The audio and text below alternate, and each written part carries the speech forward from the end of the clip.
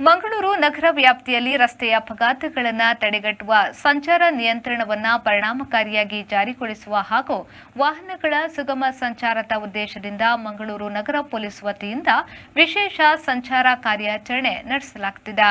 Parking ನಿಯಮ ಉಲ್ಲಂಘನೆಗಳ ವಿರುದ್ಧ ಜೂನ್ನಿಂದ ಈವರೆಗೆ 7,490 ಪ್ರಕರಣವನ್ನು ದಾಖಲಿಸಿ 3,07,600 ರೂಪಾಯಿ ದಂಡ ವಸೂಲಿ ಮಾಡಲಾಗಿದೆ.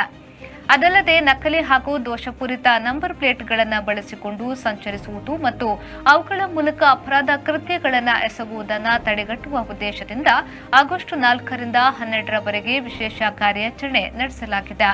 ಈ ಕಾರ್ಯಾಚರಣೆಯಲ್ಲಿ ದೋಷಪೂರಿತ ನಂಬರ್ ಪ್ಲೇಟ್ ಹೊಂದಿದ್ದ 258 ವಾಹನಗಳ ವಿರುದ್ಧ ಪ್ರಕರಣ ದಾಖಲಿಸಲಾಗಿದೆ. ನಂಬರ್ ಪ್ಲೇಟ್ ಅಳವಡಿಸದೆ ಸಂಚರಿಸುತ್ತಿದ್ದ 74 ವಾಹನಗಳ ವಿರುದ್ಧ ಪ್ರಕರಣ ದಾಖಲಿಸಲಾಗಿದೆ. ಒಟ್ಟು 332 ಪ್ರಕರಣಗಳನ್ನು ದಾಖಲಿಸಿ 3,01,000 ರೂಪಾಯಿ ದಂಡ ವಸೂಲಿ ಮಾಡಲಾಗಿದೆ.